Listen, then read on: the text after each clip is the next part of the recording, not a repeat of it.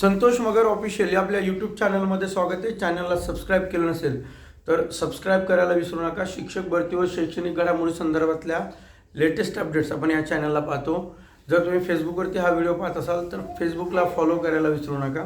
मित्रांनो, आता पवित्र पोर्टलच्या माध्यमातून जागेच्या संदर्भामध्ये अनेक जणांनी वेगवेगळे व्हिडिओच्या माध्यमातून हा सांगण्याचा प्रयत्न केला आहे की जागा नेमक्या किती येणार, परंतु अद्यापही जागेच्या संदर्भात कुठलेही शासनाचं धोरण हा स्पष्ट झालेलं नाही आहे. यामध्ये एक गोष्ट महत्त्वाची आहे, ती आहे की 80% रिक्त पदे भरण्यासंदर्भातला शासनानं म्हणजे एक निर्णय घेतलेला आहे. त्यामुळं महाराष्ट्रामध्ये सध्याच्या घडीला जिल्हा परिषदला किती रिक्त पदं आहे, अतिरिक्त किती आहेत, त्यांचं समायोजन झाल्यानंतर कुठल्या जिल्ह्यात किती पदं रिक्त राहतील, ही माहिती अद्यापही पूर्णपणे आपल्याला मिळालेली नाही आहे किंवा ती उपलब्ध अजून झालेली नाही आहे.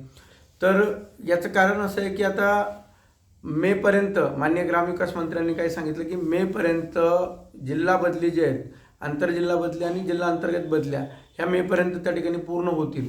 मग आता त्या पूर्ण झाल्यानंतर तर प्रत्येक जिल्हा म्हणजे ज्यावेळेस जिल्हा बदलून शिक्षक जातील त्यामुळे एक्झॅक्टली किती शिक्षक हे त्या जिल्ह्यातून जाणार आहेत, किती जिल्ह्यात किती बाहेरून येणार आहेत, हा आकडा त्या ठिकाणी आपल्याला कळेल. त्यामुळं अनेक जणांनी सांगितलं की 7,000 होतील, 9,000 होतील, प्रत्यक्ष तेवढे होतील. यामध्ये एक गोष्ट आवर्जून सांगतो मित्रांनो की क्रीडा शिक्षकांची पदे यावर्षी मागच्या 2 भरतीपेक्षा यावर्षी मोठ्या प्रमाणावर त्या ठिकाणी येणार आहेत. आम्ही सातत्याने पहिल्या भरतीपासून प्रयत्न करत होतो की क्रीडा शिक्षकांची पदे ही टेट भरतीमध्ये त्या ठिकाणी द्यायला हवीत. आणि मागच्या आणि 2 भरत्यामध्ये आपण बघितलं की थोड्याफार प्रमाणामध्ये ती पदं आली, परंतु या भरतीमध्ये मोठ्या प्रमाणावरती पदे असतील एवढं मात्र निश्चित आहे. दुसरी गोष्ट मित्रांनो अशी आहे की महानगरपालिकेच्या संदर्भात महानगरपालिका असेल, नगर परिषद असतील, तर अनेक महानगरपालिकेला पदं हे सध्या रिक्त आहेत. कारण जरी शासनानं सांगितलेलं असेल की 2026पर्यंत मेपर्यंत संभाव्य रिक्त पदं त्या ठिकाणी ते घेणार आहेत, हा एक प्लस पॉईंट त्या ठिकाणी आपल्याला आहे. परंतु महानगरपालिकेचे जर आपण पदं घेतले तर तेही पदं मोठ्या प्रमाणावरती आहेत. त्यामुळं बऱ्याच जणांनी भीती दाखवण्याचा प्रयत्न केला की जागा कमी, असं काही नाही. कारण अनेक संस्थेमध्ये आपण जर संस्था बघितली तर अनेक संस्थेमध्ये रिक्त पदे उपलब्ध आहेत, अनेक संस्थेत रिक्त पदे उपलब्ध आहेत. त्यामुळे यावेळेला अनेक रिक्त पदे हे संस्थेचे पोर्टलला येतील. त्यामध्ये 13 जिल्हे जर आपण बघितलं जे आदिवासी बहुल होते, जे ST पेसातले होते, त्यामधल्या संस्थांच्या जागा आलेल्या नव्हत्या, त्यांना त्या जागा द्यायच्या होत्या, म्हणजे त्या सर्व कास्टच्या जागा आहेत त्या देता आल्या नाहीत, तर त्या आता ह्या 3ऱ्या टेटला देतील. त्यामुळं भरती अनेकांना असं वाटत असेल की भरती लहान होईल, तर असं काही नाही, भरती मोठीच होईल. यामध्ये भरती तर होईलच, एक चांगल्या प्रमाणामध्ये भरती होईल. त्याचा आकडेवारी आपण काही दिवसानंतर मी त्याचा आढावा घेऊन तुम्हाला सांगेलच. दुसरी गोष्ट अशी आहे की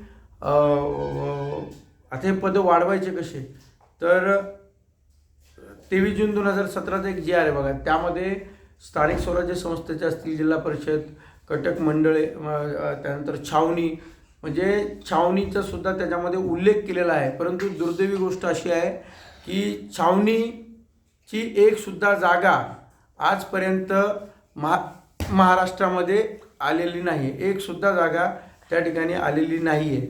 म्हणजे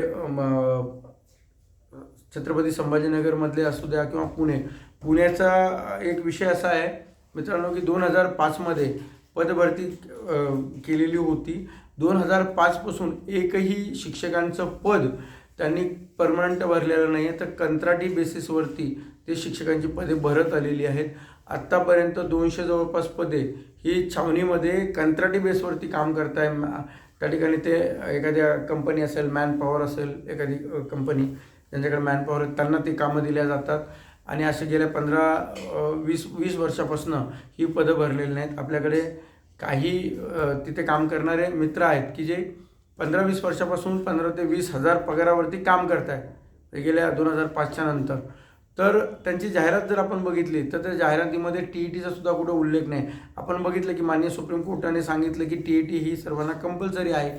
असं असताना कंत्राटी बेसवरती काम करणारे जर शिक्षक असतील तर अशा शिक्षकांना अद्यापही, म्हणजे त्या छावणीमध्ये काम करणारे शिक्षक असतील, पुणे छावणी, त्या ठिकाणी एक 10-15 शिक्षक जर सोडले तर बाकीच्या शिक्षकांकडे TETसुद्धा जे NCTनं क्वालिफिकेशन दिलेले आहे ते क्वालिफिकेशन अजून ते प्राप्त केलेलं नाही आहे.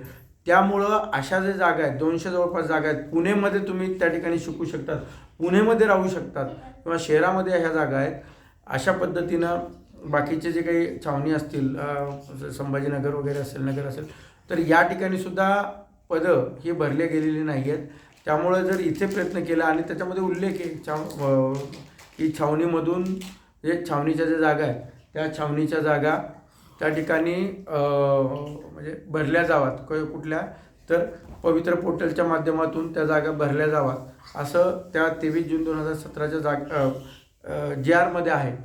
आता 23 जून 2017च्या GR तो शालेय शिक्षण विभागाचा जरी असला तरी आता प्रॉब्लेम असा आहे की ही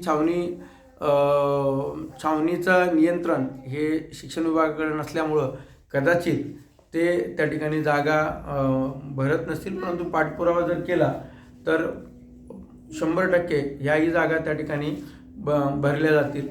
आणि विशेष म्हणजे आश्रमशाळेचे जे इतर मागासवर्गीय मंत्री मंत्री आहेत म्हणजे अतुल सावे साहेब, त्यांनीसुद्धा त्या जागा आम्ही भरणार आहेत असं सांगितलं होतं पवित्र पोर्टलच्या माध्यमातून.